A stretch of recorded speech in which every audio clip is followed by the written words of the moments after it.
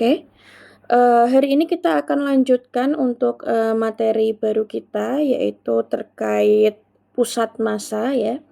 Di buku ini judulnya adalah di chapter 12, yaitu tentang equilibrium dan elasticity ya. Jadi hari Minggu ini sama minggu depan gitu ya, ditambah satu pertemuan daring pengganti minggu lalu, Anda akan membahas mengenai kesetimbangan dan elastisitas gitu ya. Kalau untuk kesetimbangan akan kita bahas 2 pertemuan daring, yaitu hari ini yang mungkin sama besok malam ya, yang bareng-bareng satu angkatan.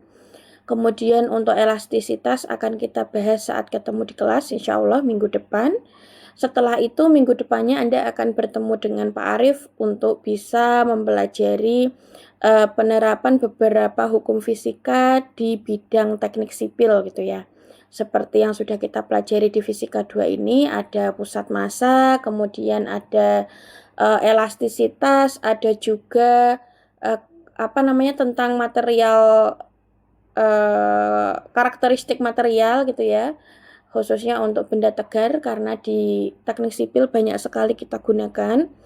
Kemudian juga ada gelombang karena kita di teknik sipil juga menggunakan beberapa alat yang sifatnya sensorik gitu ya, yang itu memanfaatkan teknologi gelombang dalam translating sinyalnya yang nantinya bisa Anda gunakan di beberapa pertemuan mata kuliah lanjutan, seperti nanti ada pertemuan di mata kuliah dinamika, kemudian juga ada analisis bangunan tahan gempa ya. Itu beberapa equipment-nya atau peralatannya menggunakan hukum mekanika gelombang seperti itu ya. Jadi hari ini saya akan sedikit membahas mengenai pusat massa ya, yang ada di chapter 12. Kalau di buku di halaman 327 gitu ya. Kemudian minggu depan kita akan bahas elastisitas, yaitu tentang modulus elasticity ya. Ada modulus Young, ada modulus bulk, ada modulus geser. Kemudian juga kita akan belajar mengenai tegangan dan regangan. Itu akan kita bahas minggu depan. Termasuk juga di dalamnya ada elastisitas pegas ya, yang akan kita bahas juga di minggu depan. Oke, untuk membuka diskusi pada hari ini ya, apa yang Anda ketahui tentang kesetimbangan atau pusat massa? Mungkin adik-adik sudah dikenalkan ya sama Bu Endah di mata kuliah statika ya, atau statik. Silakan, mungkin salah satu bisa menjawab ya. Apa sih pusat massa atau kesetimbangan? Saya sambil buka chapternya ya.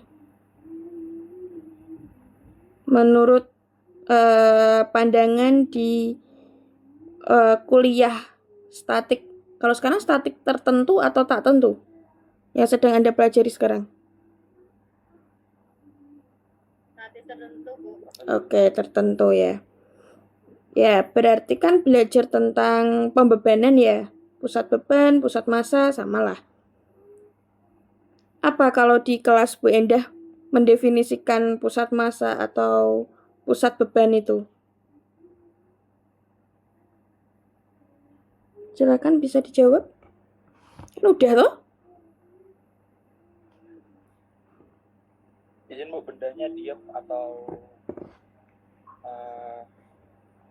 bergerak lurus beraturan ya Bu? Oke, bendanya diam atau bergerak lurus beraturan. Berarti hukum Newton berapa?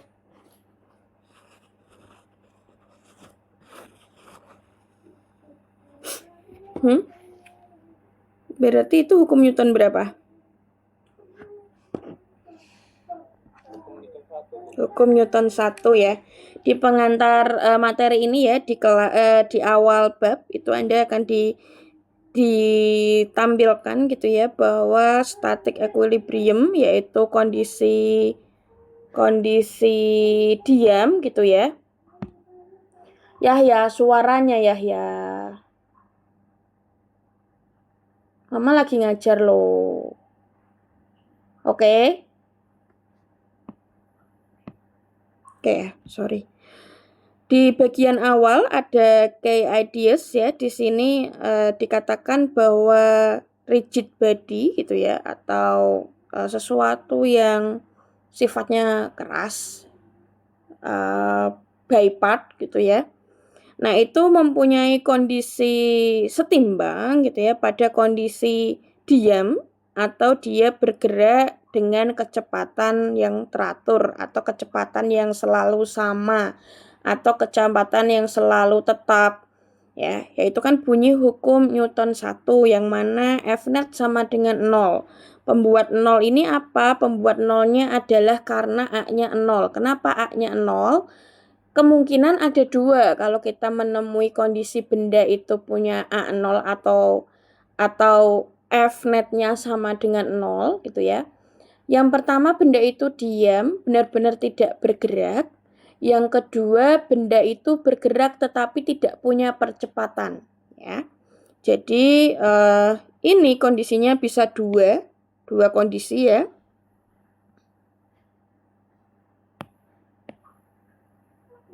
Terjadi dua kondisi. Yang pertama, karena dia diam, ya, kemudian bendanya diam. Kalau diam kan ya nggak punya kecepatan sama sekali. Kalau diam berarti V-nya 0, otomatis A-nya juga 0. Tuh ya. Yang kedua adalah bendanya bergerak, tapi geraknya GLB. Ya. Gerak lurus beraturan atau V-nya konstan. Sehingga delta V-nya 0. Tidak ada perubahan kecepatan ya. Kalau delta V-nya 0 maka A-nya juga hasilnya akan 0 ya. Maka loncat terus nih. Mana tadi? Maka di sini A-nya juga 0 ya. Nah, yang akan kita bahas gitu ya. Yang pertama, mungkin kita akan bahas kondisi dia diam seperti apa. Kemudian yang kedua, kalau dia bergerak, bisa geraknya itu gerak lurus atau mungkin gerak rotasi gitu ya. Itu nanti Anda akan mengenal yang namanya momen gaya dan juga momen inersi. Kemarin sudah saya bahas sebentar ya di bagian osilasi. Ya, kalau benda berosilasi kan sebenarnya itu bukan gerak lurus ya. Bukan gerak lurus ke kanan atau ke kiri ya, melainkan pada ujungnya atau pada pivot bandulnya itu dia berputar ya. Tapi karena sudutnya sangat kecil, perputarannya itu tidak begitu terlihat ya. Yang kita lihat ya hanya pergerakan ke kanan atau ke kiri ya. Sebenarnya kan dia muter itu di ujungnya ya, di ujung tali yang atas itu dia akan berputar. Nah, oke. Yang pertama tentang kesetimbangan yang akan kita bahas adalah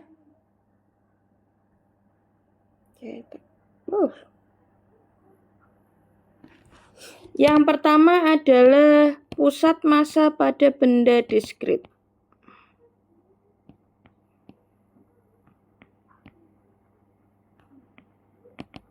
Nah, apa sih benda diskrit ya? Benda diskrit ini bisa dikatakan sebagai partikel. Ya. Atau bisa kita katakan sebagai titik. Jadi meskipun bendanya besar, itu bisa kita analogikan sebagai titik. Ya. Bisa diskrit, bisa partikel. Jadi, apa sih yang membedakan dia dengan benda kontinu? Kalau benda diskrit, itu Anda punya benda bentuknya persegi. Ini ya kita anggap sebagai titik. Ya. Kemudian Anda punya benda bentuknya lingkaran, kita sebut sebagai titik juga. Ya. Kemudian Anda punya benda segitiga, kita sebut sebagai titik juga. Artinya apa? Syaratnya benda boleh kita sebut sebagai titik kalau densitasnya seragam. Apa itu densitas?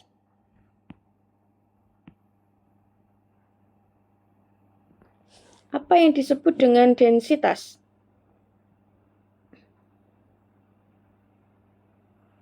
Silakan, salah satu mungkin. Kita sudah bahas loh di bagian fluida, densitas itu apa? Masa jenisnya ya, Bu? Oke, masa jenis. Ya, boleh kita sebut sebagai massa jenis, boleh kita sebut sebagai berat jenis. Ya. Jadi itu harus seragam. Artinya apa? Di bagian sini dan sini kerapatan masanya sama. Ya. Jadi kalau ini kita punya katakanlah 4 kali 4 ya. Karena dia persegi berarti sisinya sama. 4 kali 4 atau sama dengan 16 luasnya. Maka densitas tak bagi 4 nih gitu ya. Si persegi tersebut saya bagi 4. Di posisi 1, 2, 3, 4 densitasnya sama. Katakanlah misal densitasnya adalah 2 gram per mililiter. Ya, kerapatan masanya segitu. Ya, jadi setiap mili dia punya massa 2 gram. Dan itu sama. Seluruh bagian persegi tersebut sama. Maka bisa kita sebut sebagai densitas yang seragam. Kalau air laut punya densitas yang seragam nggak?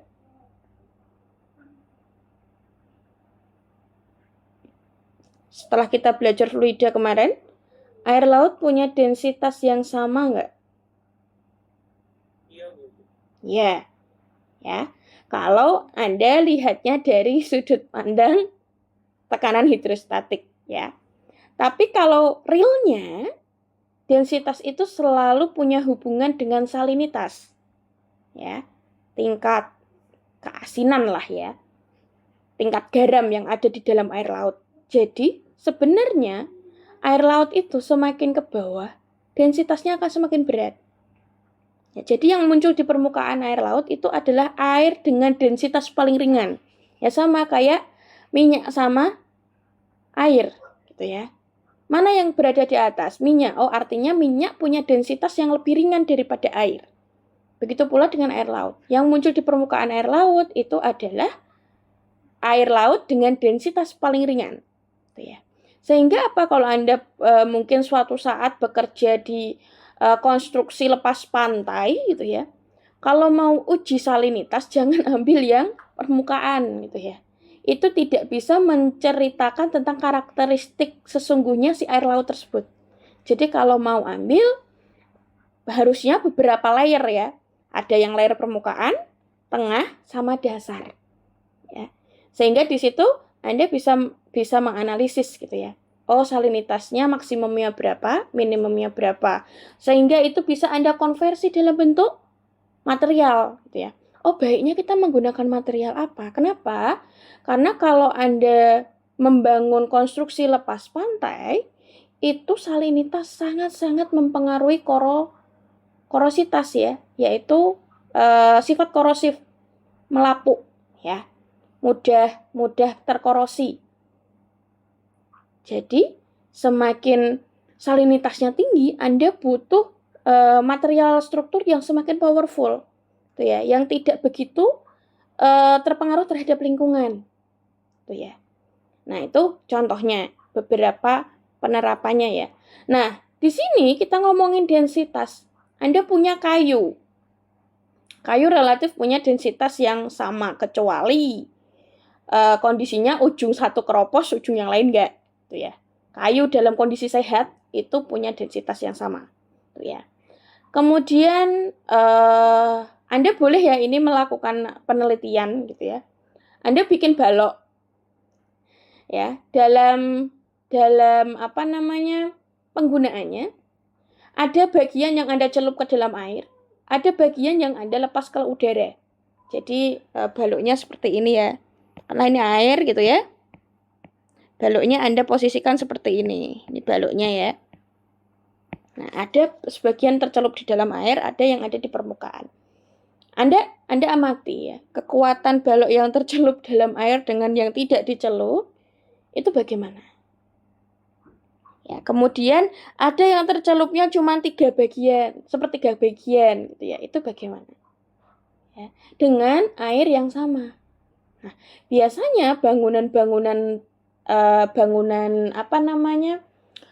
bangunan sipil air ya, bangunan yang ada di atas air, entah itu biasanya ya lepas pantai, kemudian di atas danau atau sungai gitu ya. Kalau di Kalimantan, Sumatera mungkin banyak ya rumah-rumah yang berada di atas sungai gitu ya.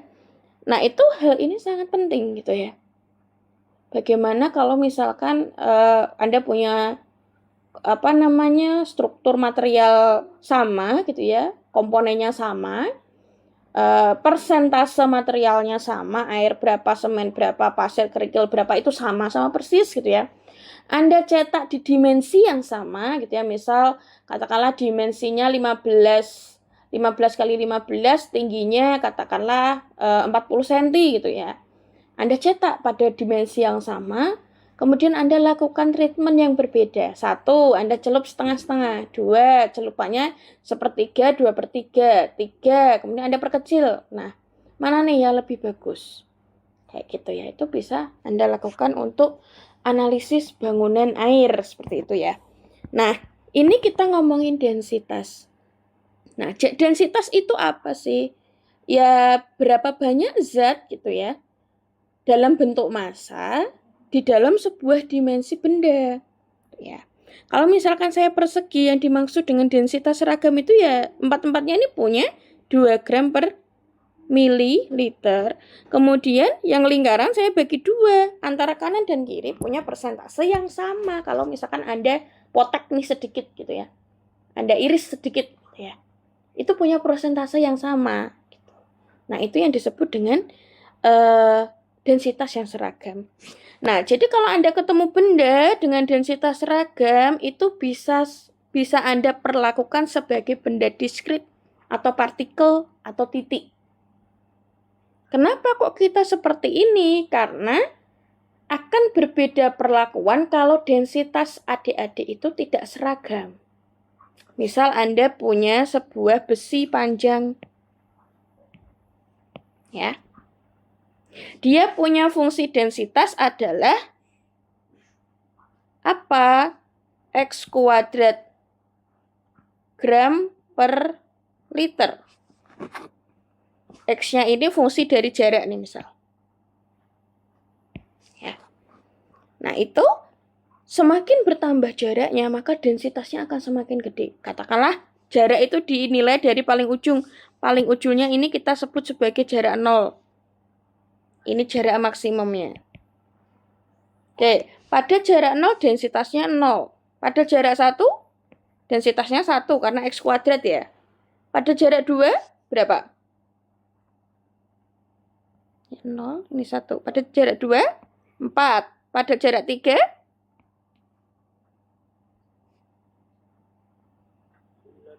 9. Dan seterusnya. Tuh ya. Kemudian 4, 16, dan seterusnya ya. Karena dia punya fungsi densitas adalah X kuadrat GR per L. Nah, ini contoh benda yang kontinu seperti ini. Ya. Artinya dia punya fungsi kontinu yang mana itu tidak bisa kita sebut titik. Kenapa kok tidak bisa titik? Kamu potek di sini dengan potek di sini akan berbeda nilai densitasnya. Tuh ya. Di sini mungkin densitasnya antara 0 sampai 1, tapi kalau dipotek di 4 atau 5 di sini akan berbeda. Nah, ini namanya benda kontinu kalau yang seperti ini. Ya, jadi dia punya sebuah densitas yang punya fungsi tertentu. Nah, kalau di sini contohnya X kuadrat. Ya, jadi Anda mau ngambil bagian yang sama nih, misal Anda potong 2 cm kali 2 cm dengan potong di sini 2 cm kali 2 cm akan punya densitas yang berbeda. Tuh ya. Nah, itu kita akan bahas kenapa masalah densitas jadi hal yang penting di sini, tuh ya. Densitas semakin rendah artinya kalau Anda punya adalah beton, tuh ya. Apa yang terjadi? Ruang udaranya semakin banyak di dalam. Kalau densitasnya semakin rendah, gitu ya. Kalau dia semakin kompak, ya, semakin padat, kompak, maka dia punya densitas yang tinggi, kayak gitu ya. Nah, kadangkala konstruksi itu menggunakan layering densitas yang berbeda-beda antara kolom yang dipakai untuk lantai paling atas dengan kolom yang dipakai untuk lantai paling bawah. Yang pertama, kenapa sih kok harus berbeda? Kenapa nggak disamakan saja gitu ya? Yang pertama, ada faktor pembebanan yang harus diperhitungkan. Ya, kenapa yang bawah harus lebih kompak? Karena dia menyangga beban yang ada di atasnya sekian lantai. Tuh ya. Kenapa yang atas itu lebih ringan? Oh, bebannya nggak terlalu banyak. Tuh ya. Kemudian juga termasuk di dalamnya beban apa saja yang dia terima. Lokasinya ada di mana? Apakah kolom K1 dengan K15 akan sama? Ya, beda-beda. Nah, itu adik-adik biasanya akan mulai tergambar nanti mungkin kalau sudah sampai termasuk di dalamnya ya mata kuliah struktur baja, kemudian juga ada harusnya kalau teknologi beton kan udah dapet ya? Teknologi beton udah dapet belum? Labnya udah dapat, mata kuliahnya udah dapat belum? Belum ya? Belum ada Bu, masih kami yang beton tuh masih lab bahan doang. Oh, lab bahan doang. Teknologi betonnya belum dapat ya? Belum dapat. Oke, sebentar saya tak nyari charger dulu. Karena ternyata habis.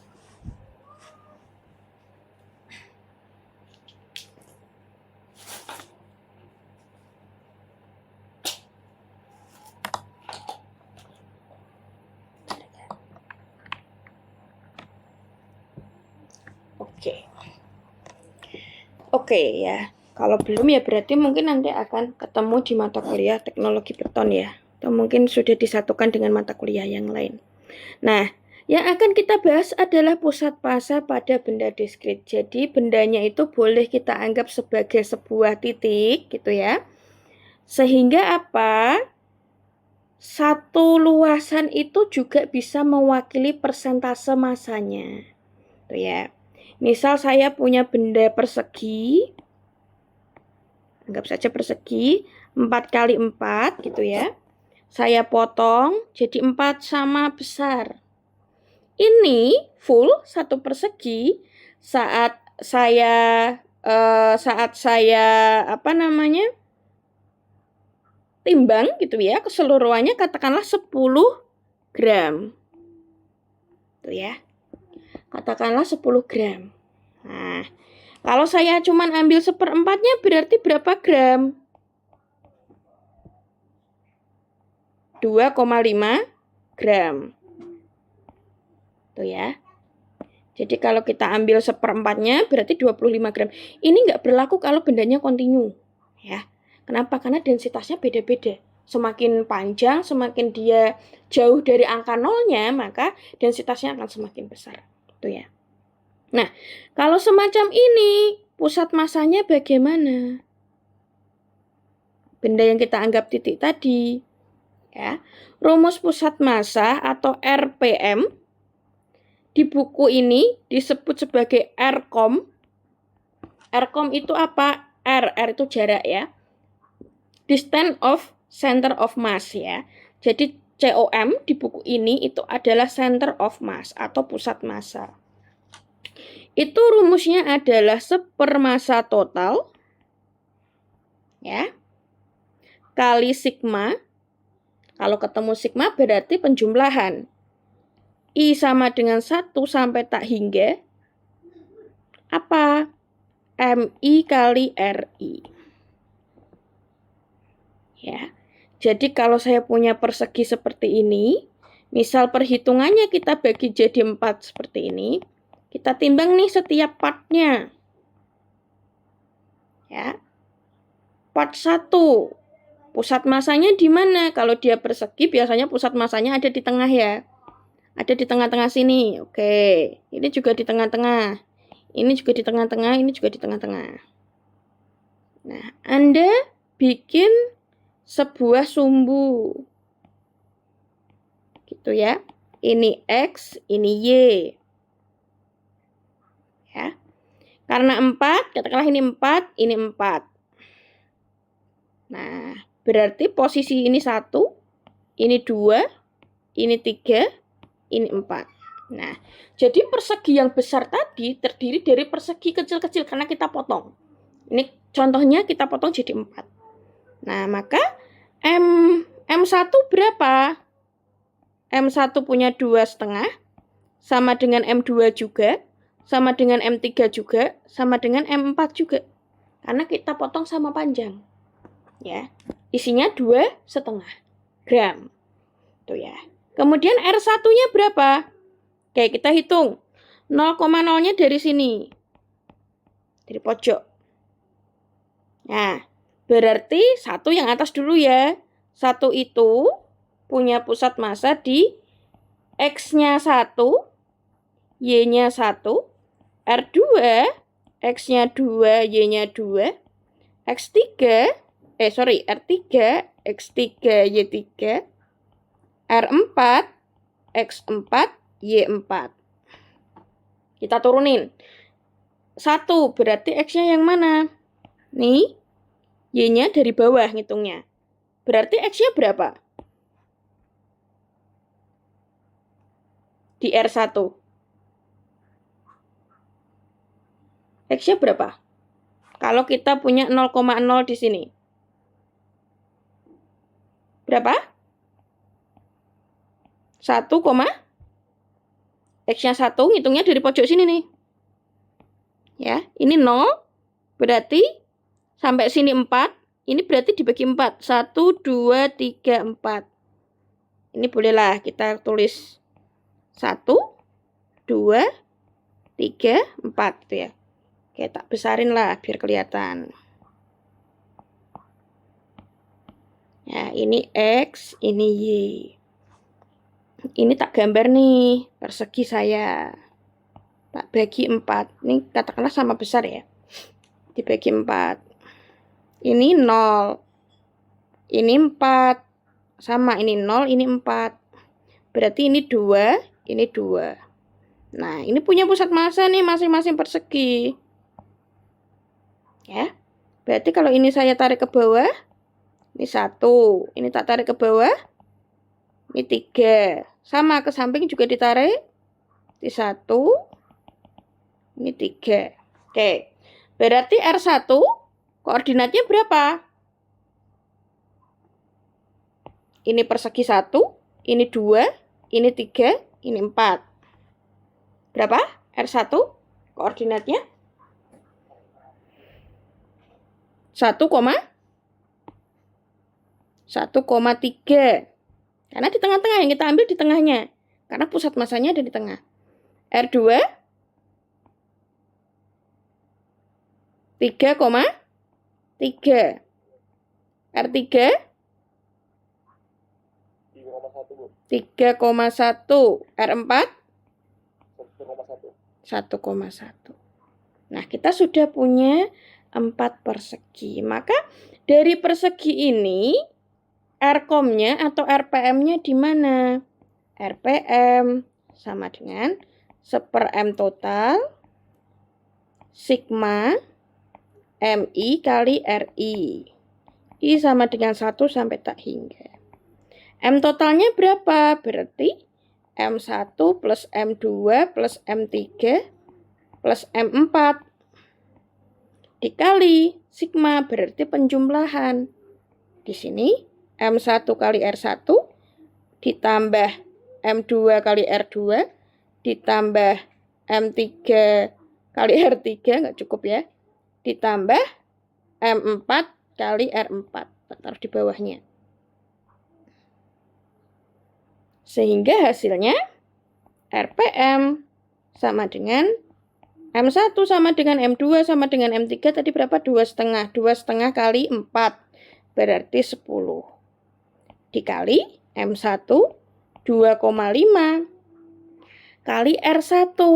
Nah, ini karena di sini kita pakainya R, sedangkan di sini dia menggunakan terminologi X dan Y, maka ini juga harus kita pecah jadi 2. Ya.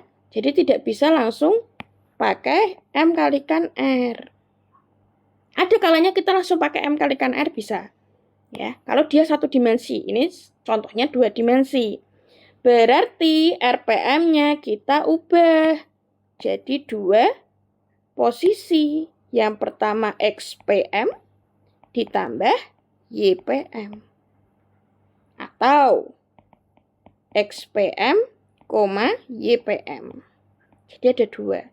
XPM-nya gimana? XPM sama dengan 1/M total, sigma I sama dengan 1 tak hingga, MI kali XI.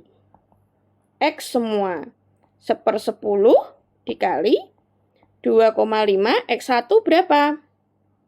Kali 3 ditambah 2,5, X2 berapa?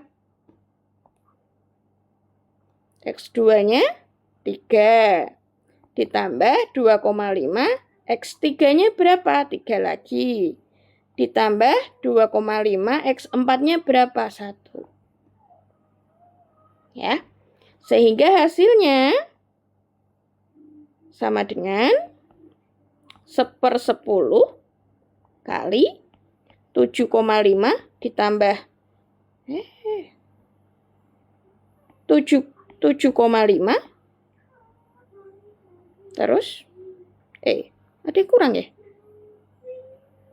M1, M2 kurang ya?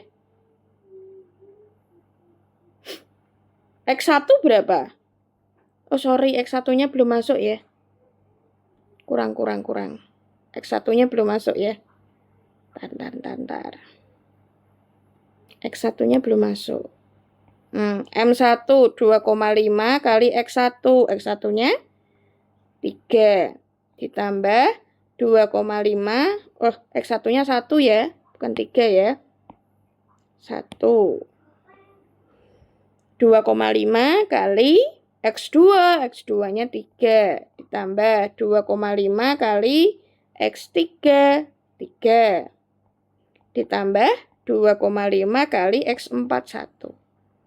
Nah, sehingga berarti bukan 75 yang pertama. Yang pertama adalah 25 ditambah 7,5 ditambah 7,5 ditambah 2,5. Berapa tuh? 20/10 sama dengan 2. Ya. Begitu pula dengan YPM-nya. 1/M total kali sigma I sama dengan 1 sampai tak hingga MI kali YI.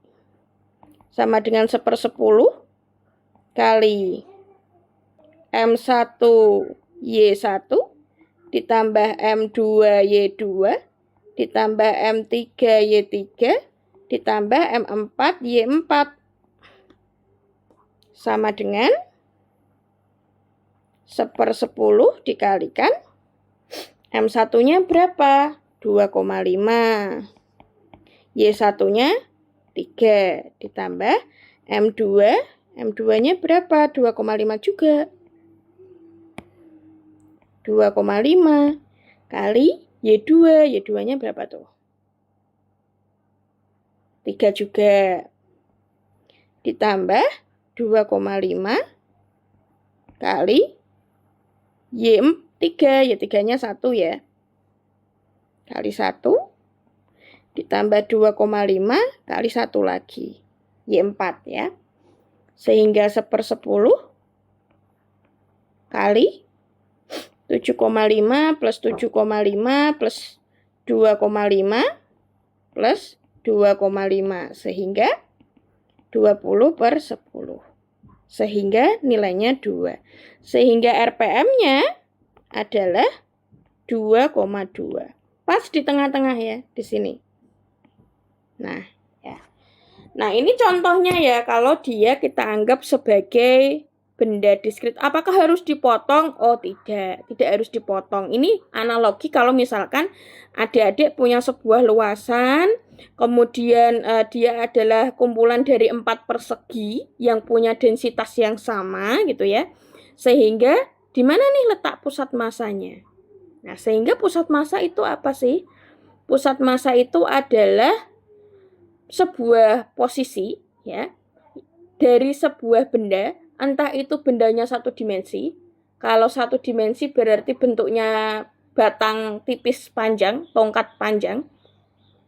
satu dimensi, atau dua dimensi, bentuknya luasan, seperti buku, ya, luasan tipis, plat tipis, atau tiga dimensi, berarti bangun ruang, punya volume. Tuh ya. Yang mana di posisi tersebut kalau diberikan acuan, diberikan patok, diberikan penyangga, ya, gampangnya penyangga. Di posisi tersebut, maka dia akan stabil. Tuh ya. Maka dia tidak akan oleng kanan kiri. Maka dia tidak akan anjlok. Itu adalah yang namanya pusat massa.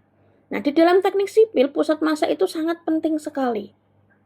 Dengan pemahaman konsep pusat massa, Anda tahu di mana meletakkan kolom-kolom pusat beban di sebuah bangunan.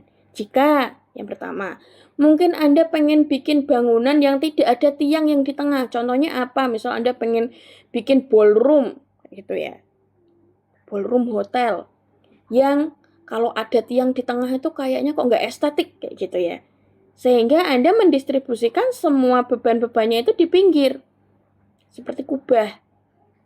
Ya. Tuh, kemudian juga kalau Anda bikin bangunan dengan tingkat tertentu. Dengan elevasi tinggi, ya. Misal 10 tingkat atau 12 tingkat atau 15 tingkat. Anda harus mendesain pembebanan di masing-masing kolom di setiap elevasi. Jadi tidak mesti sama. Kenapa kalau sama, semua kolomnya Anda bikin proporsinya sama dengan kolom yang ada di dasar, ya Anda rugilah. Tuh ya.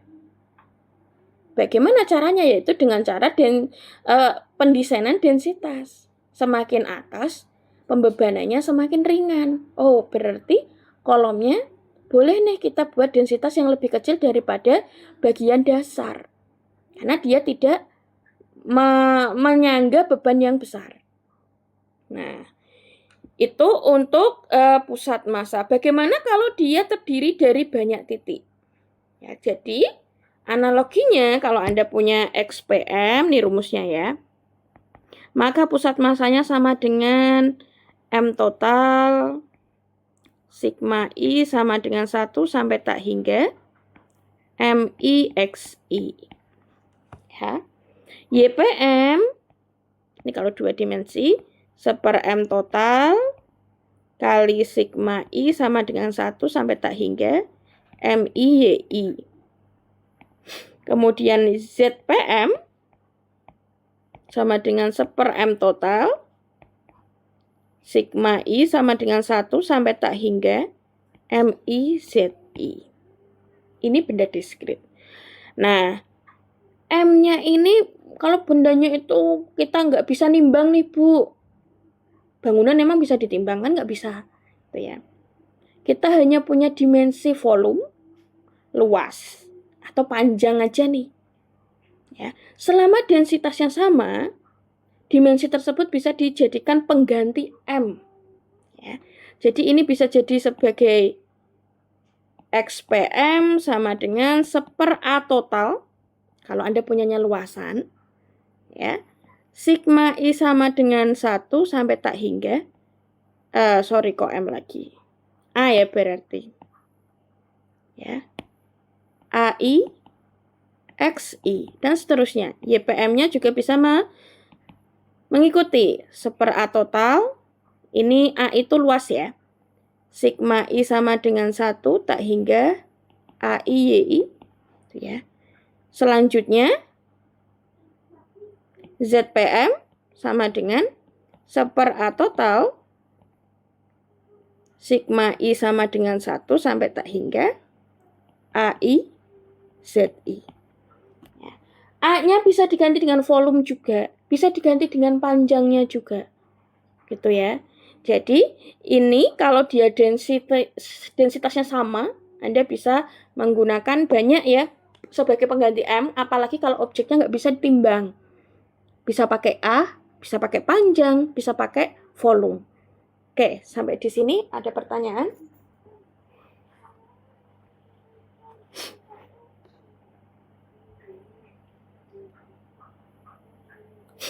Silakan jika ada pertanyaan.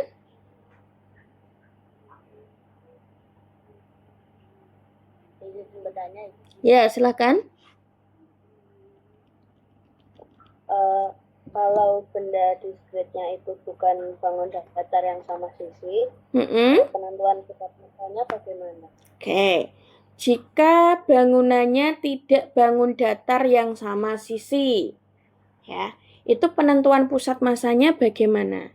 Oke, misalnya adalah segitiga. Ini udah aturan ya, Dek. Segitiga pusat masanya di sepertiga T. Untuk Y-nya, X-nya adalah setengah D. Ya. Jadi, ada aturan ya untuk bangun-bangun datar yang beraturan. Misal persegi panjang, segitiga, jajar genjang, kemudian belah ketupat, layang-layang ya. Itu ada aturannya. Adik-adik bisa buka ya. Searching aja banyak itu. Tuh ya. Nah, itu aturannya seperti ini, contohnya segitiga. Jajar genjang sama, kalau jajar genjang sama dengan persegi dan persegi panjang ya. Maka X-nya adalah setengah panjang, Y-nya adalah setengah lebarnya atau tingginya. Kalau misalkan dia segitiga, Y-nya adalah sepertiga T, jadi tingginya berapa, posisi YPM-nya adalah sepertiga T, X-nya adalah setengah D ya. D itu yang ini, T itu yang ini. Nah, kalau gabungan dari dua bangun, misal saya punya bangun bentuknya seperti ini. Nah, gabungan antara dua, satunya persegi panjang, satunya segitiga. Ini digabung, punya densitas yang sama. Densitas antara bangun A dan bangun B punya densitas yang sama. Nah, caranya gimana? Dicari dulu satu-satu pusat masanya. Yang A berapa, B berapa, kemudian kita pakai ini. Ya, misal ini bangunnya adalah, misal A itu adalah 2, kemudian panjangnya 3.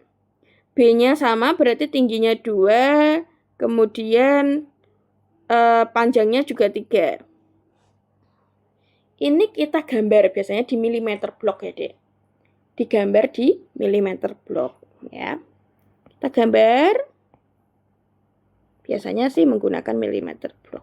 Ini Y, ini X. Ya. Ini adalah kok malah kehapus.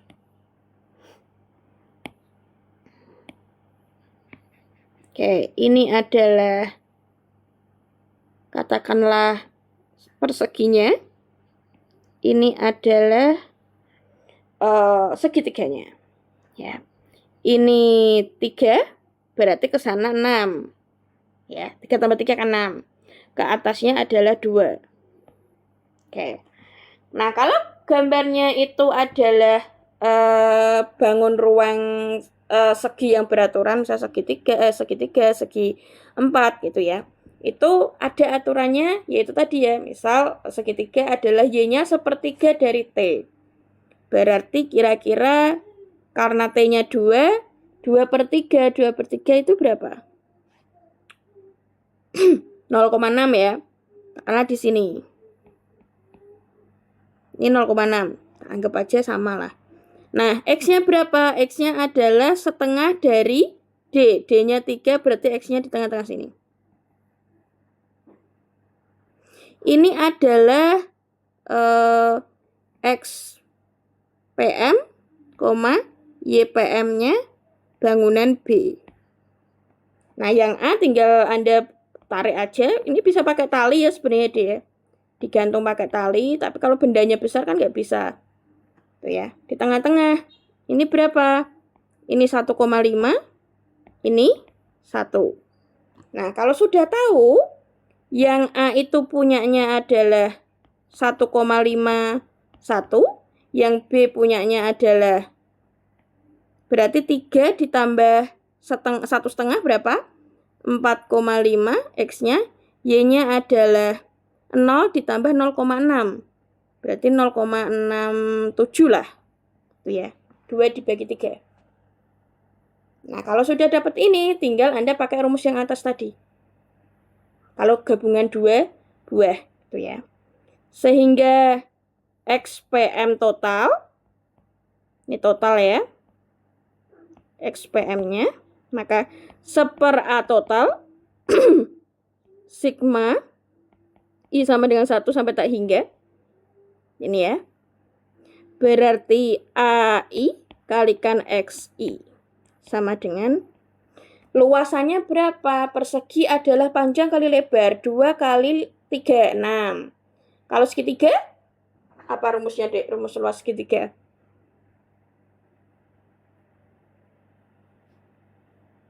Apa? Rumus luas segitiga. Setengah dikali alas dikali tinggi. Oke, setengah dikali alas dikali tinggi. Ya. Berarti tadi perseginya adalah panjang kali lebar, berarti 6, ditambah setengah, alasnya 3, tingginya 2, berarti ditambah 3. Setengah kali 3 kali 2. Setengah kali 2-nya 1, kali 3 hasilnya 3. Sama dengan AI, kita pakai A yang dulu. Kok sama dengan? Kali ya. Dikali A yang persegi kan 6. XA berapa? 1,5. Ditambah luasnya segitiga berapa? 3. X-nya segitiga berapa? 4,5. Sehingga hasilnya adalah 1/9 kali 9, 1,5 dikali 6, 9 ya? Ditambah 4,5 kali 3, 9 ditambah 4,5, 13,5. Sama dengan 1/9 kali piro? 7. 22,5.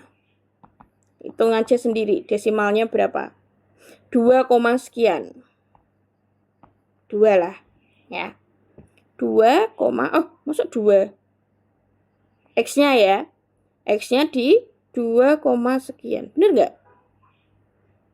13. Berapa? 2,5. 2,5. Ya. X-nya. Kemudian YPM-nya sama ya. 1/9.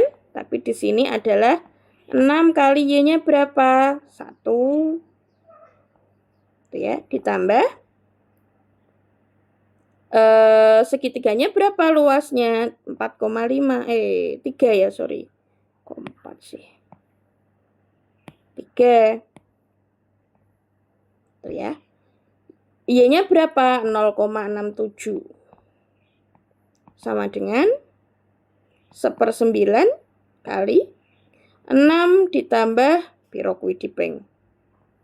6 plus 7 kali 3, 1, 2, 6 kali 3, 18, tambah 2, 20. 2,01. Ya. Sehingga hasilnya 8,01 dibagi 9. Ya. Berapa nilainya? 0, sekian lah. Ya, 0,9. Berapa? 0, berapa? 89. 89. Ya. Jadi pusat masanya di benda itu adalah X-nya 2,5, Y-nya 0,89. Jadi Anda cari nih, posisi ini ada di mana nih? 2,5 X-nya berarti kira-kira ada di, ini kan 3, 1,5. Kira-kira di sini lah ya. Ini kita tarik 2,5-nya 0,89, berarti nggak ada 1, kira-kira ada di sini. Nah, itu adalah pusat masanya. Jadi di titik itu kalau kalian kasih penyangga, dia tidak akan oleng. Kayak gitu. Kemudian kalau bentuknya tidak kompak bagaimana? Contoh. Ini sering terjadi ya. persegi tapi dibolong. Nah, kayak gini. Ya. Gambarnya elek ya. Bentar. Gambar yang agak manusiawi. Persegi tapi dipotong.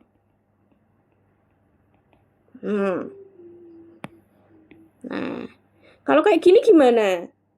Ya tinggal kalau di sini tadi plus, masih. Nah, kalau ini pakainya plus, kalau dipotong berarti ini di minus D nanti. Ya, jadi kalau di sini tadi yang ini adalah pakainya plus kan? Bagian ini di plus. Karena dua-duanya tidak saling memotong gitu ya. Nah, kalau di sini nanti pakainya minus. Karena dia dipotong. Nah, sama halnya bagian atas. Ini kan kudune harusnya dua persegi panjang kan, tapi kepotong setengah segitiganya gitu ya. Kan harusnya gambar yang atas itu kan 2 gini ya. Cuman dipotong separuh kayak gitu kan yang satu. Boleh nggak sih Bu kita pakai dua-duanya pakai persegi baru nanti kita kurangi dari pusat massa yang dipotong, boleh? Tuh ya. Jadi kalau ada yang berlubang kayak gini, berlakunya mirip rumusnya, cuman yang tadinya positif jadi negatif. Yang dikurangi berapa nih luasnya? Gitu ya. Kalau luasnya katakanlah 2 ya berarti ya negatif 2. Ini pusat massanya ada di mana? Gitu. Ya. Oke, sampai sini ada pertanyaan lagi? Tadi siapa yang